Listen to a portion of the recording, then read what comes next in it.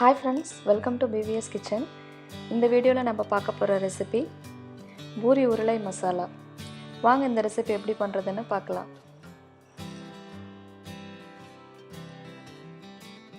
இன்னைக்கு நான் 3 கப் கோதுமை மாவு எடுத்துர்க்கேன்.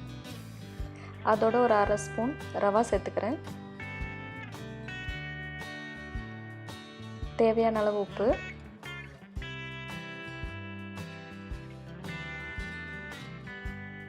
ஒரு டீஸ்பூன் எண்ணெய், இது எல்லாத்தையும் ஒன்றா கலந்துக்கலாம். கொஞ்சம் கொஞ்சமாக தண்ணி தெளித்து நம்ம மாவு பிசைஞ்சுக்கலாம். பூரி மாவு கொஞ்சம் டைட்டாக தான் நம்ம பிசையணும். நீங்கள் சப்பாத்திக்கு பிசைகிறத விட கொஞ்சம் டைட்டாக தான் இருக்கணும். இதை மூடி போட்டு ஒரு 20 நிமிஷம் வச்சிடலாம்.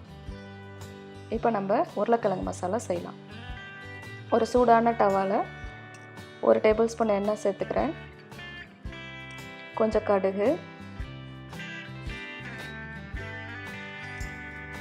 கடுகு பொரிஞ்சதும் கடலைப்பருப்பு சேர்த்துக்கிறேன்.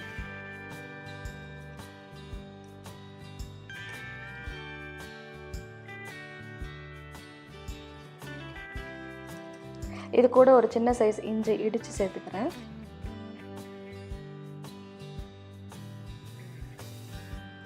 ரெண்டு பச்சை மிளகாய் கீறி போட்டிருக்கேன். கூடவே கொஞ்சம் கருவேப்பிலை, கொத்தமல்லி,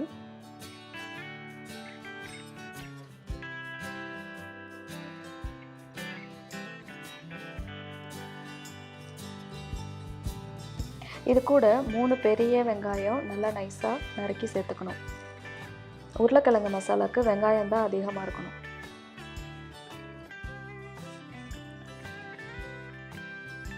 இது கூட கொஞ்சம் உப்பு,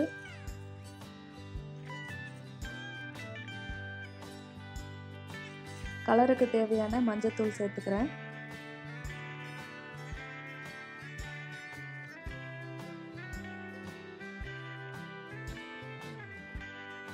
இப்போ வெங்காயம் பாதி வதங்கிடுச்சு. இந்த ஸ்டேஜில் ஒரு சின்ன கேரட்டும் 1 ஸ்பூன் பச்சை பட்டாணியும் சேர்த்துக்கிறேன்.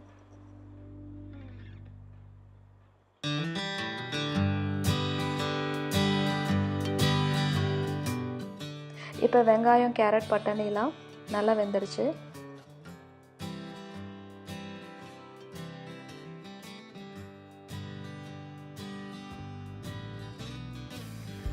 இது கூட நறுக்கி வச்ச ஒரு தக்காளி சேர்த்துக்கிறேன்.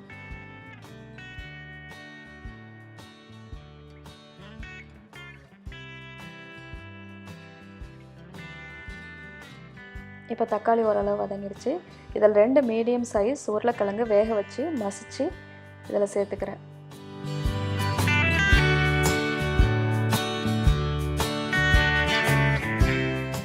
உருளைக்கிழங்கு நல்லா வெங்காயம் தக்காளியோட சேர்ற மாதிரி கலக்கி விட்டுக்குங்க.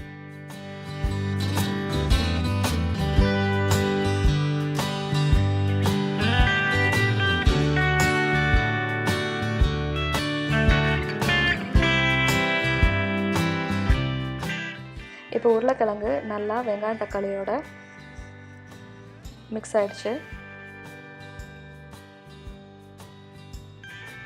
1 ஸ்பூன் கடலை மாவு எடுத்து அதை தண்ணியில் கரைச்சி இதோட சேர்த்துக்கணும்.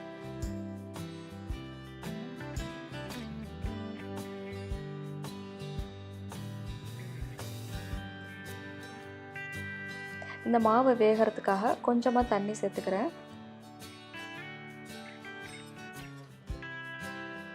இப்போ மாவு நல்லா வெந்துடுச்சு. இந்த மசாலாக்கு தேவையான தண்ணி இப்போ நம்ம சேர்த்துக்கலாம்.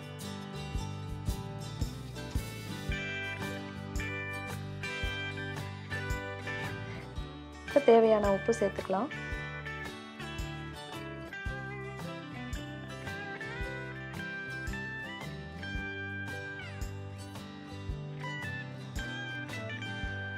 உருளைக்கிழங்கு மசாலா இப்போ 2 நிமிஷமாக கொதிச்சிட்ருக்கு.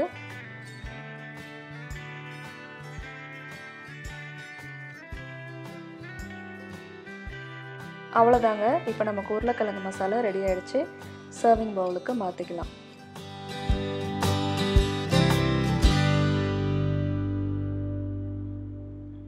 இப்போ பூரி பண்ணுறதுக்கு ஒரு கடாய் வச்சு அதில் எண்ணெய் ஊற்றிக்கலாம்.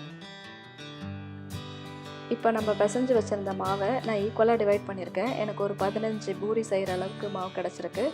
இதை ரவுண்டாக இந்த மாதிரி உருட்டிக்கிங்க.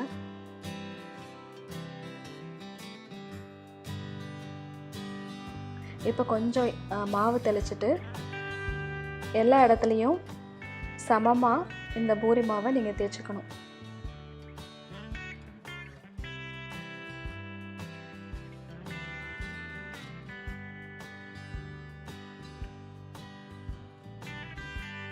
இப்போ பார்த்தீங்கன்னா இந்த அளவுக்கு இங்கே திக்னஸ் இருக்கணும். இந்த திக்னஸ் இருந்தால் தான் நமக்கு பூரி உப்பி வரும். இன்னொன்று எண்ணெயும் நல்லா சூடாக இருக்கணும். இப்போ வாங்க நம்ம தேய்ச்சி வச்சுருக்க பூரி மாவெல்லாம் ஒன்று ஒன்றா போட்டு எடுத்துக்கலாம். இப்போ பாருங்கள் பூரி எவ்வளோ சூப்பராக உப்பி வருதுன்னு.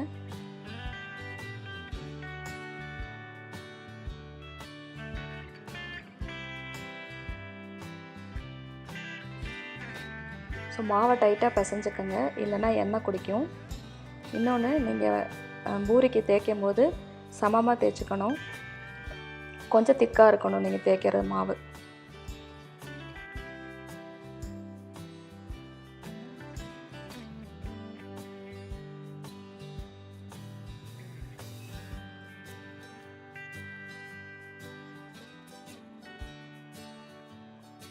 அவ்வளோதாங்க.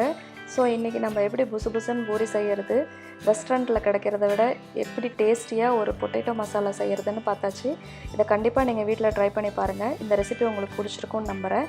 பிடிச்சிருந்தா இந்த வீடியோவை லைக் பண்ணுங்கள், ஷேர் பண்ணுங்கள், மறக்காமல் என் சேனலை சப்ஸ்கிரைப் பண்ணுங்கள். அடுத்த ரெசிபியில் பார்க்கலாம் ஃப்ரெண்ட்ஸ். பாய்.